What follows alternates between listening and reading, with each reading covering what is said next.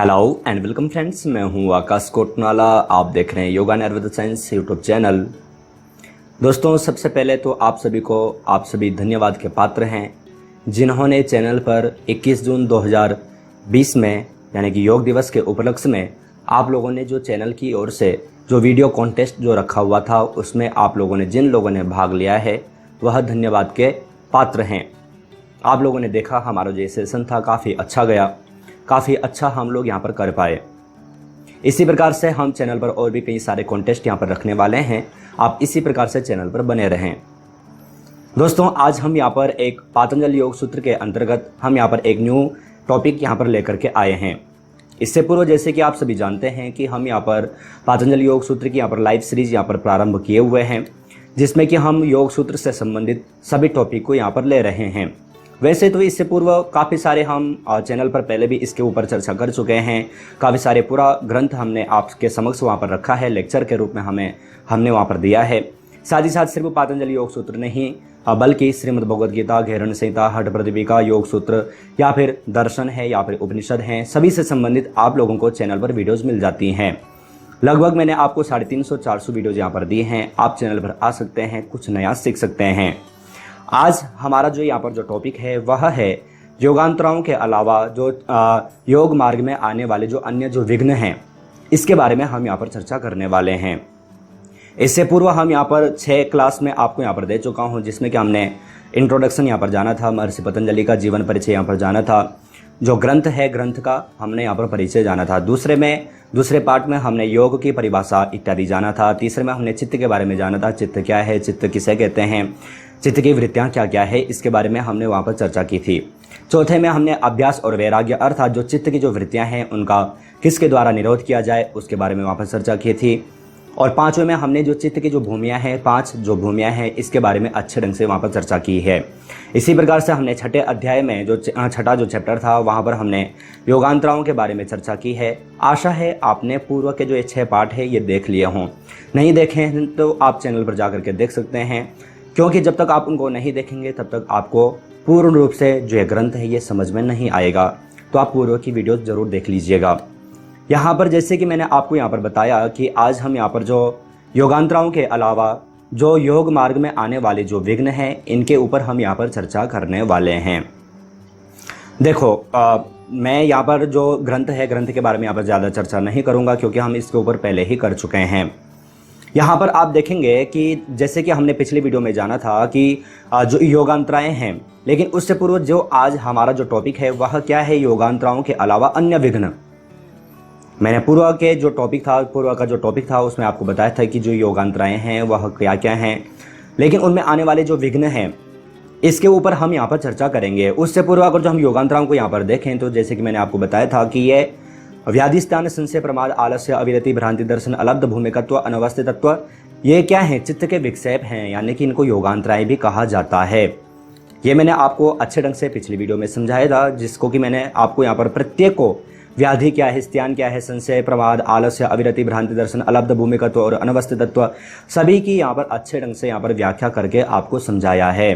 आप अगर जो उसको देखना चाहते हैं तो आप वीडियो के ऊपर आई के बटन पर क्लिक करके भी देख सकते हैं, या फिर आप चैनल पर जा करके इस प्लेलिस्ट में जा करके आप देख भी सकते हैं।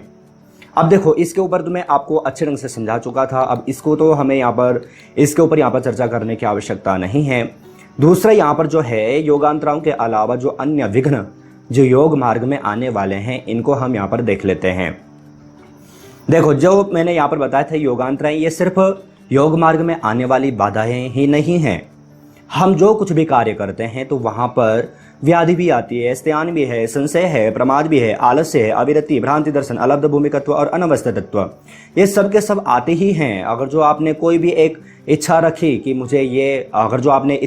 मुझे इस बार यूजीसी नेट का एग्ज़ाम क्वालिफाई करना है, या फिर आपका जो भी आप एग्ज़ाम की तैयारी कर रहे हैं उसको आपको टॉप करना है, तो मान के चलिए कि आपको व्याधि कुछ ना कुछ शरीर के रोग भी आते ही हैं, स्त्यान भी होता है, संशय भी होता है, प्रमाद, ये सब के सब आते ही हैं। जरूरी नहीं है कि योग मार्ग के ही हों, लेकिन जब ये योग मार्ग में आते हैं तो इसलिए इनको योगांतराएं कहा जाता है।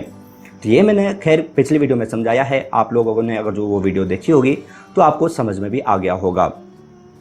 अब यहाँ पर जैसे कि मैंने आपको ऊपर यहाँ पर बताया है कि योगांतराओं के अलावा अन्य विघ्न, अगर जो आप योग मार्ग में बढ़ रहे हैं तो आपके समक्ष जो योगांतराएं हैं उसके अलावा ये विघ्न भी आते हैं।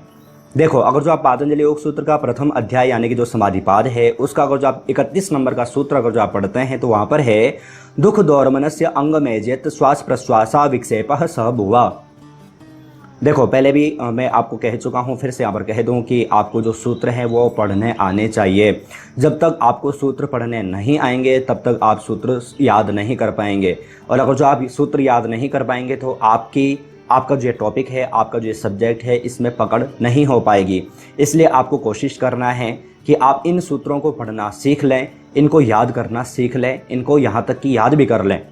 देखो किस प्रकार से है, दुख दौर मनस्यांग में जयत्व श्वास प्रश्वासा विक्षेप सह भुवा। अब आप समझ गए होंगे। अगर जो आपको रीड करना नहीं आ रहा है, वैसे तो आता ही है, लेकिन कुछ स्टूडेंट होते हैं जिनका बैकग्राउंड संस्कृत से नहीं होता है, उनको यहाँ पर दिक्कत आती है। तो मैं जानता हूँ, क्योंकि मैं कॉलेज में भी देखता हूँ, काफ़ी सारे स्टूडेंट यही प्रश्न करते हैं कि सर हमें तो जो सूत्र हैं, जो श्लोक हैं वो याद होते नहीं हैं, आज तक हमने कभी संस्कृत पढ़ा ही नहीं है। तो देखो, मैं आप लोगों को बता दूं कि ये हमारी ये ग्रंथ हैं, इनको हमें पढ़ना आना चाहिए, इनको हमें याद होना चाहिए। कम से कम जो हमें जो टॉपिक वाइज जो सूत्र हैं, जो श्लोक हैं, वो तो हमें याद होने ही चाहिए। तो यहाँ पर देखो क्या है, दुख है, दौर्मनस्य है, अंग में जयत्व है, श्वास है और प्रश्वास है। कितने हैं ये? 5 हैं, 2 3 4 5। तो जो ये 5 हैं, ये 5 क्या है? विघ्न विक्षेपों के साथ साथ होने वाले हैं।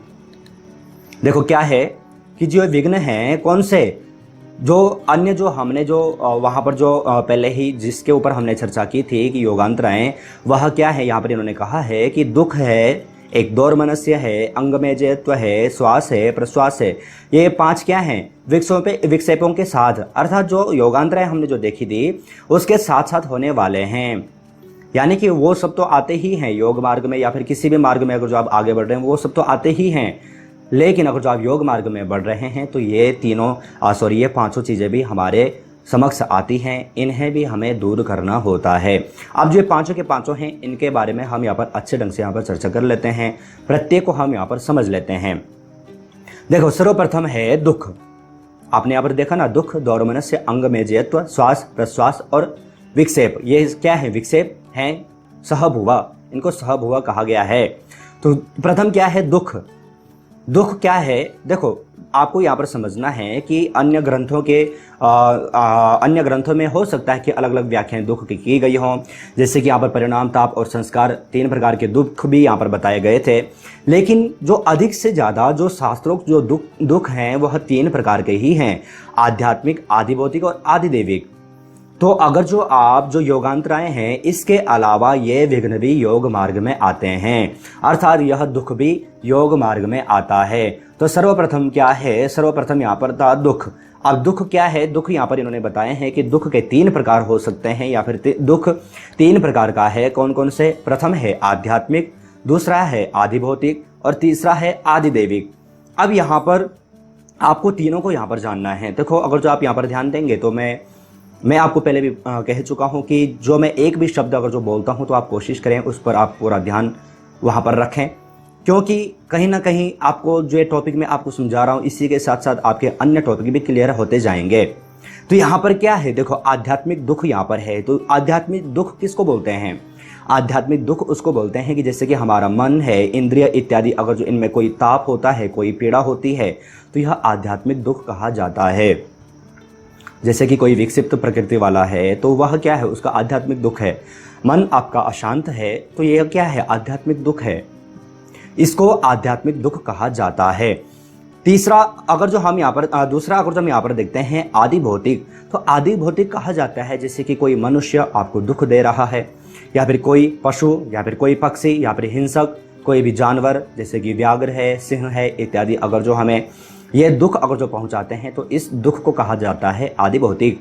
अगर जो आपको कोई मनुष्य भी अगर जो मार रहा है, या फिर अगर जो आप किसी मनुष्य को मार रहे हैं, तो उसके लिए वह आदि भौतिक दुख है, यानी कि किसी जीव के द्वारा दिया गया दुख आदि भौतिक दुख कहा जाता है। अब तीसरा यहाँ पर है आदिदैविक। तो आदिदैविक दुख किसको कहते हैं? आदिदैविक दुख के अंतर्गत आता है जैसे कि सर्दी है, गर्मी है, अधिक बरसात है, या फिर भूकंप इत्यादि है, अधिक ज़्यादा गर्मी है। अभी देखो बरसात का समय प्रारंभ होगा तो आपको सुनने को मिलेगा कहाँ कितने लोगों के साथ में क्या हादसे हुए, कहाँ कितने हादसे हुए, कहाँ कितने हादसे हुए। या फिर जैसे कि मैं उत्तराखंड का रहने वाला हूँ, उत्तराखंड में रहता हूँ, तो यहाँ पर सुनने को मिलता है कि वहाँ भूकंप आया है या फिर वहाँ इस प्रकार से बाढ़ आई है। तो ये सब सुनने को मिलता है। तो ये कौन से दुख हैं? यह आपके और मेरे हाथ में नहीं हैं। यह देवी या प्रकृति के जो दुख होते हैं इनको आदिदैविक दुख कहा जाता है। आप देख रहे हैं दिल्ली में बार बार सुनने को मिल रहा है कि भूकंप इत्यादि आ रहे हैं। तो ये सब क्या है? आदिदैविक दुख हैं। इस पर किसी भी मनुष्य, किसी भी जीव का अधिकार नहीं होता है। यह आदिदैविक, यह देवीय प्रकृति वाले दुख होते हैं। तो आपको यहाँ पर समझना है 3 प्रकार के दुख होते हैं। आध्यात्मिक अर्थात मन या शरीर पर कोई भी अगर जो दुख इत्यादि अगर जो होता है स्वाभाविक, ध्यान रखें किसी के द्वारा दिया नहीं। मन अगर जो आपका अशांत है, आप मॉर्निंग में उठे, आपका मन अशांत है, तो वह आपके लिए क्या है? वह आध्यात्मिक दुख है। दूसरा आदिभौतिक, किसी के द्वारा दिया गया जो दुख आपको प्राप्त हुआ आदिभौतिक है। और आदिदैविक, यह क्या है? आदिदैविक मैंने आपको यहाँ पर समझा दिया है। तो इस प्रकार के जो ये दुख हैं, दुख के प्रधानतया 3 भेद माने गए हैं। तो आशा है आप इसको यहाँ पर समझ चुके होंगे। मैंने बहुत अच्छे ढंग से और बहुत कम शब्दों में और बहुत क्लियर करके आपको यहाँ पर समझाया है जिससे कि आपको यहाँ पर समझ में आ जाए। मैंने आपको साथ ही साथ यहाँ पर एग्जाम्पल भी दिए हैं। मैं आपको यहाँ पर बता दूं कि आप वीडियो को ये ना देखें कि आप वीडियो काफ़ी लंबी हो रही है, वीडियो का लेंथ ना देखें। आप ये समझें कि आप यहाँ पर कितना ग्रहण कर पा रहे हैं, आप यहाँ पर कितना ग्रहण कर पाएँ। आप ये सोचें तो आपको जो पूरा टॉपिक है आपको ये समझ में आ जाएगा। फिर भी अगर जो आपको लगता है कि हाँ वीडियो लंबी है, हमें नहीं देखना है, तो आप वीडियो को स्किप भी कर सकते हैं। दूसरे यहाँ पर है दौर्मनस्य। देखो यहाँ पर क्या है, मैंने आपको पूर्व में कहा था दुख और दौर्मनस्य। दौर्मनस्य यहाँ पर क्या है? इच्छा की पूर्ति न होने पर जो मन में क्षोभ उत्पन्न होता है उसे ही दौर्मनस्य कहा जाता है। अच्छा ठीक है, यहाँ पर एक देखिए, अगर जो हम दुख में यहाँ पर कहें, मैं अभी आपको एक प्रश्न यहाँ पर देने वाला हूँ कि अभी वर्तमान समय में जो कोरोना महामारी है यह कौन से दुख के अंतर्गत आएगा? अगर जो आप वीडियो को ध्यान से देख रहे हैं तो आप यहाँ पर समझ गए होंगे और आपको इसका आंसर मुझे वीडियो के कमेंट बॉक्स में देना है। मैं इसको रीड करने वाला हूँ, देखते हैं कौन स्टूडेंट कौन इसका सही आंसर दे पाता है। तो यहाँ पर दौर्मनस्य यहाँ पर दूसरा है। तो दूसरा क्या है? यहाँ पर है इच्छा की पूर्ति ना होने पर जो मन में क्षोभ उत्पन्न होता है वह दौर्मनस्य है। देखो अब हम योग मार्ग में हैं या फिर अगर जो हम व्यवहार में भी अगर जो हम कोई भी कार्य कर रहे हैं तो ज़रूरी तो नहीं है कि हमारी सभी मन की इच्छाएं पूर्ति हो जाएं। जो भी हमारे मन जो इच्छा करे वो पूरा हो जाए, ये ज़रूरी तो नहीं है। लेकिन जब पूरा नहीं होता है तो मन में क्षोभ उत्पन्न होता है, शौक उत्पन्न होता है कि मैं ये नहीं कर पाया। कई बार होता है कि हम एग्ज़ाम में अच्छे नंबर नहीं ला पाते, हमारा मन तो इच्छा तो थी कि हम इस बार टॉप करेंगे लेकिन नहीं हो पाता है।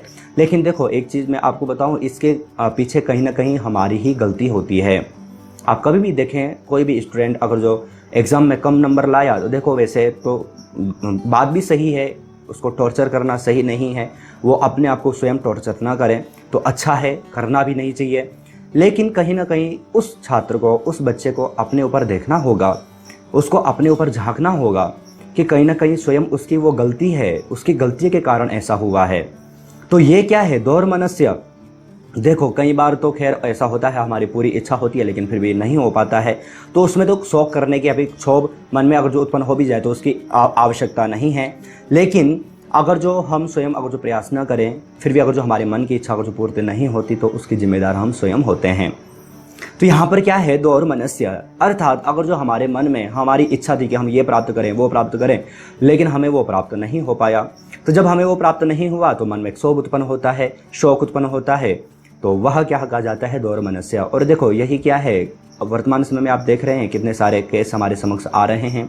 मन की इच्छा पूर्ति न होने के कारण कोई कुछ कदम उठाता है, कोई कुछ कदम उठाता है। तो ये क्या है? यह एक विघ्न है।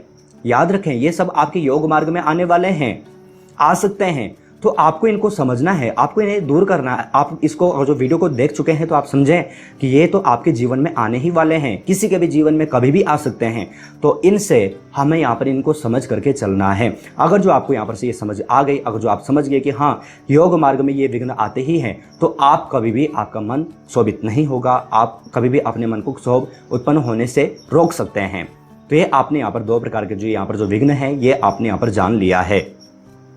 तीसरा जो महर्षि पतंजलि यहाँ पर जो बताते हैं, तीसरा है यहाँ पर अंगमेजयत्व। अंगमेजयत्व ये का तात्पर्य होता है शरीर के अंगों में कंपन का होना। यह क्या है अंगमेजयत्व? देखो कई बार हम कॉलेज में देखते भी हैं, हम कहते हैं कि भाई ये आसन लगाओ, ये प्राणायाम करो, लेकिन किसी कारणवश, मैं कमेंट नहीं करूँगा, किसी कारणवश किसी के हाथ पैर कांपने लगते हैं। तो ये सब क्या है? यह भी एक विघ्न है।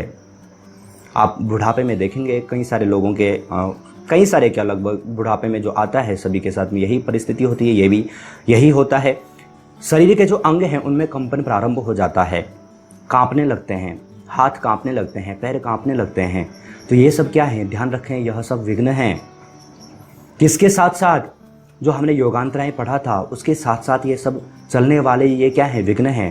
अंगमेजयत्व यह भी क्या है? एक विघ्न है। शरीर के अंगों में कंपन का होना यह क्या है? अंगमेजयत्व। ये आपको याद रखना है। यूजीसी नेट के एग्जाम में पूछे जा सकता है कि अंगमेजयत्व क्या है, आपको ऑप्शन दे दिए जाएं, या फिर स्वास्थ्य क्या है, आपको ऑप्शन दे दिए जाएं, आपको दौर्मनस्य दे दिया जाए कि दौर्मनस्य महर्षि पतंजलि के अनुसार दौर्मनस्य क्या है, आपको ऑप्शन दे दिए जाए। तो आपको यहाँ पर समझना है, आपको इसके सही आंसर यहाँ पर इस प्रकार से देना है। नेक्स्ट अगर जो हम यहाँ पर देखते हैं, चौथा यहाँ पर जो है वह है श्वास। इसका तात्पर्य होता है, ये श्वास का तात्पर्य है, महर्षि पतंजलि कहते हैं बिना इच्छा के बाहर की वायु का भीतर प्रवेश कर जाना, अर्थात बाहरी कुंभक में विघ्न हो जाना ही श्वास है। देखो आप योग मार्ग में बढ़ रहे हैं, आपको कुंभक का अभ्यास करना है। आप बाहरी कुंभक या फिर अंतः कुंभक या फिर आप दोनों में से कोई भी एक कुंभक का आप अभ्यास कर रहे हैं, लेकिन क्या हो रहा है? श्वास का तात्पर्य यहाँ पर क्या है? आपकी इच्छा नहीं है, आपकी इच्छा नहीं है, लेकिन जो बाहर की वायु है आपने अंतः कुंभक लगाया है या फिर आपने बहिर्कुंभक लगाया है। एग्जाम्पल, अगर जो आपने बहिर्कुंभक लगाया है तो बहिर्कुंभक में हम क्या करते हैं, जो अंदर की जो श्वास है उसको हम बाहर छोड़ते हैं। अब अगर जो हमने अंदर की श्वास को बाहर छोड़ा तो हमारी श्वास घुटने लगती है, हम व्यवहार में कहते हैं दम घुट रहा है। तो यह सब क्या है? फिर हम क्या करते हैं? हम श्वास लेना प्रारंभ कर लेते हैं। तो ये सब क्या है? यह भी एक विघ्न है, जिसके कारण हमारा जो बाहरी कुंभक है वह सिद्ध नहीं हो पाता है। अगर जो हमें कुंभक अगर जो सिद्ध करना है, अगर जो बाहरी या फिर अंतः कुंभक सिद्ध करना है, तो हमें अपनी श्वास और प्रश्वास पर हमारा कंट्रोल होना चाहिए। कंट्रोल नहीं होगा, श्वास अगर जो यहाँ पर अगर जो इस पर कंट्रोल नहीं होता है तो हमारा जो बाहरी जो कुंभक है यह सिद्ध नहीं हो सकता। आप ध्यान में इसको रखें। दूसरा, अगर जो हम जैसे कि एग्जांपल की बात करूं, अगर जो जैसे कि हम तैराक होते हैं, जो पानी में तैरने वाले जो तैराक होते हैं, अगर जो उनका अगर जो अपनी श्वास प्रश्वास पर अगर जो कंट्रोल ना हो तो क्या वो तैर पाएंगे? क्या वो जो अंदर की ओर या फिर जो बाहर की ओर जो इतनी जो फास्ट जो तैरते हैं, क्या वो तैर पाएंगे? बिल्कुल नहीं तैर पाएंगे। उसी प्रकार से जो योगी है, योगी को अगर जो कुंभक इत्यादि अगर जो उनको सिद्ध करना है तो उनकी जो श्वास और जो प्रश्वास है उस पर कंट्रोल होना आवश्यक है। जब तक नहीं होगा तब तक कुंभक नहीं होगा। जब तक कुंभक इत्यादि यानी कि प्राणायाम नहीं होंगे तो तब तक ध्यान रखना कि कहा भी जाता है चले वाते चले चित्तम, है ना? तो ये आपने सुना भी होगा। तो ये सब क्या है? प्राणायाम के माध्यम से क्या होता है? लाघव, शरीर में हल्कापन आता है। तो यह सब नहीं होगा। यह सब नहीं होगा तो आप ध्यान में रखें कि योग सिद्ध होना मुश्किल है। खैर, आप इसको अच्छे ढंग से जानते हैं, मैंने इसको और अच्छे ढंग से आपको यहाँ पर समझाने का प्रयास किया है। आशा है आप इसको यहाँ पर समझ चुके होंगे। पांचवा जो है, पांचवा भी हम यहाँ पर देख लेते हैं, वह है प्रश्वास। वैसे तो मैंने श्वास के साथ में इसको यहाँ पर बता दिया है, लेकिन भिन्न यहाँ पर है तो इसको मैं इसकी भी व्याख्या आप लोगों से कर देता हूँ। पांचवा यहाँ पर प्रश्वास है तो यहाँ पर है बिना इच्छा के ही भीतर की वायु का बाहर निकल जाना भीतरी कुंभक में विघ्न हो जाता है। अब जैसे कि मैंने आपको बताया कि अगर जो आपने अंतः कुंभक लगाया है, भीतरी कुंभक लगाया है, लेकिन क्या हुआ? आप रोक नहीं पाए, आपका श्वास प्रश्वास पर कंट्रोल नहीं है, तो आपकी जो श्वास थी आप वह क्या है? बाहर निकल गई है। आपने तो उसे अंदर रोका था लेकिन नहीं रुक पाई, आपकी जो श्वास है वो बाहर निकल गई। तो परिस्थिति में हमारा जो भीतरी कुंभक है, अंतः कुंभक है, कैसे सिद्ध होगा। तो इसलिए ये सब क्या है, यह सब विघ्न हैं। आप योग मार्ग में आगे बढ़ रहे हैं तो स्वाभाविक है प्रारंभ में ये सब विघ्न आते ही हैं। लेकिन जब देखो यहाँ पर आप महर्षि पतंजलि ने यहाँ पर जो कहा है, उन्होंने कहा है कि ये पांचों हैं, ये पांचों क्या है, विकसित चित्त में होते हैं। ध्यान रखना, किस में होते हैं, विकसित चित्त में होते हैं, समाहित चित्त में ये सब के सब नहीं होते। तो आप इस प्रकार से भी समझ सकते हैं कि प्रारंभ में ये सब चीज़ें होती हैं, लेकिन जब हमारा योग सिद्ध हो जाता है तो ये सब आपको मालूम भी नहीं पड़ेगा कि ये सब विघ्न हमारे समक्ष आ रहे हैं, और आते भी नहीं हैं। तो इसलिए आपको यहाँ पर इन सबको यहाँ पर जानना है, और इसके साथ साथ आपको आपका जो योग है इसको यहाँ पर सिद्ध करना है। आशा है आप इसको अच्छे ढंग से यहाँ पर समझ चुके होंगे। मैंने बहुत अच्छा यहाँ पर प्रयास किया है कि आपको यहाँ पर समझ में आ जाए। साथ ही साथ मैं आप लोगों को बता दूं कि आप लोग चैनल पर वीडियोस तो देखते हैं, लेकिन आप शेयर और लाइक नहीं करते। तो आप कोशिश करें, अगर जो आप कर पाते हैं तो आप लाइक और शेयर ज़रूर करें। कम से कम अन्य सब्जेक्ट की या फिर अन्य टॉपिक की वीडियोज़ उस पर इतने व्यूज़, इतने लाइक्स आते हैं, तो कम से कम हमारा जो योग है इसमें भी तो कुछ लाभ होना चाहिए, इसमें भी तो कुछ हमें देखने को मिलना चाहिए कि हाँ भाई, योग भी हम कुछ आगे बढ़ा पा रहे हैं। तो आप कोशिश करें, अगर जो आपसे होता है तो आप कोशिश करें। नेक्स्ट यहाँ पर कुछ और यहाँ पर चीज़ें हैं, इनको भी मैं आपको यहाँ पर समझा देता हूँ। यहाँ पर है योगांतराओं का नाश। पूर्व में मैंने आपको बताया था कि जो योगांतराएँ हैं या फिर जो हमने जो दुख दोर्मनस इत्यादि जो 5 चीज़ें हैं, इनका नाश किसके द्वारा संभव हो। तो यहाँ पर 1/29 में यहाँ पर महर्षि पतंजलि कहते हैं, ततः प्रत्यक्ष चेतनाधिगमो व्यंतराया भावाश्च, अर्थात ईश्वर के नाम जप यानी कि ईश्वर प्रणिधान के द्वारा ये जो विघ्न हैं इनका नाश हो जाता है। देखो, जो पूर्व में जो ये सब चीज़ें जो योगांतराएँ बताए मैंने आपको, या फिर जो योग मार्ग में आने वाले जो ये विघ्न हैं इनके बारे में मैंने आपको बताया, तो इनका नाश भी तो होना चाहिए, नाश भी तो करना चाहिए। कोई भी अगर जो आप डॉक्टर के पास गए, डॉक्टर ने कहा कि आपको ये समस्या है, तो आप उससे कहेंगे तो सही कि तो फिर इसकी दवाई दीजिए। अगर जो आपको कोई रोग प्राप्त हुआ है तो आप उसकी दवाई लेते ही हैं। तो ये जो अगर जो रोग यानी कि ये जो विघ्न यानी कि ये योगांतराएँ अगर जो हमारे समक्ष आती हैं, तो उसके लिए एक ही मार्ग है, क्या, ईश्वर प्रणिधान, अर्थात ईश्वर का नाम जप और स्वरूप चिंतन अगर जो आप करते हैं तो ये जो विघ्न हैं, ये जो योगांतराएँ हैं, इनका नाश हो जाता है और अंतरात्मा के स्वरूप का ज्ञान हो जाता है। आप ध्यान रखें। देखो, आपको मैं पहले भी कह चुका हूँ और बार बार कहता हूँ कि योग को सिर्फ अपने एग्ज़ाम तक ही सीमित ना रखें। जिस दिन आप योग को समझ गए, योग के क्या क्या लाभ हैं, अगर जो आप उस दिन अगर जो आप योग को समझ गए, तो आप कितने आनंदित होंगे, आपको कितना आनंद आएगा, आप समझ नहीं सकते।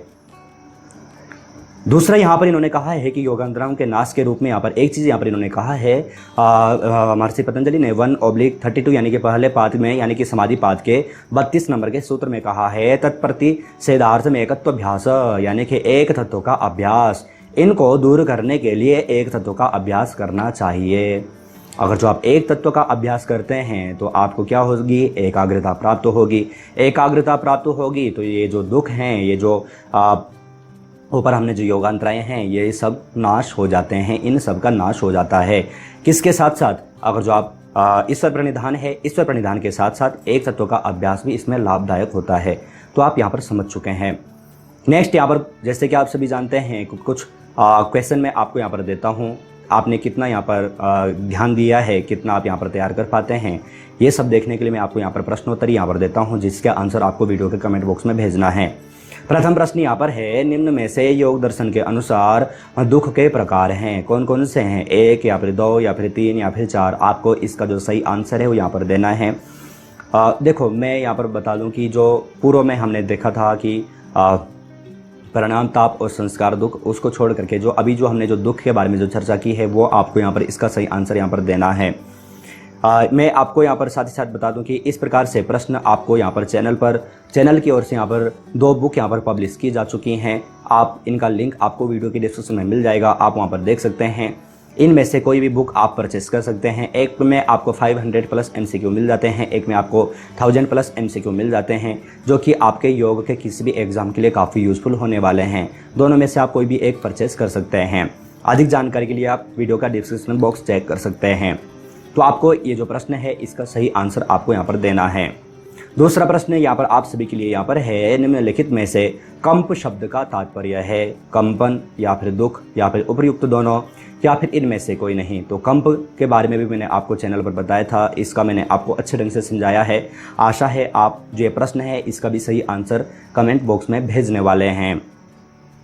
तीसरा प्रश्न आप सभी के लिए यहाँ पर है, निम्नलिखित में से दुख का प्रकार है आदिदैविक या फिर आदि भौतिक या फिर आध्यात्मिक या फिर उपयुक्त सभी।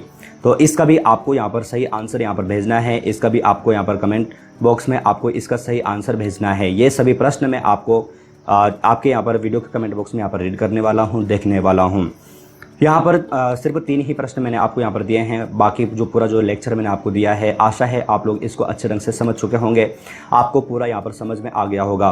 पूर्व की वीडियोज़ आप चैनल पर जाकर के देख सकते हैं। चैनल पर मैंने इसी प्रकार से अन्य वीडियोज़ आप सभी को दी हैं जो कि आपके लिए काफ़ी यूजफुल होने वाली हैं।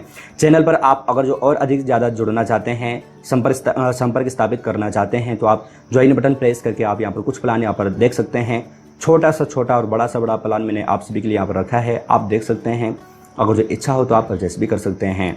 आशा है आप यहाँ पर अच्छे ढंग से यहाँ पर समझ गए होंगे, आपको यहाँ पर कोई भी यहाँ पर आपका डाउट नहीं होगा। कोई भी डाउट अगर जो होता है तो आप वीडियो के कमेंट बॉक्स में भेजें, मैं उसका आंसर आप लोगों को दे ही दूंगा।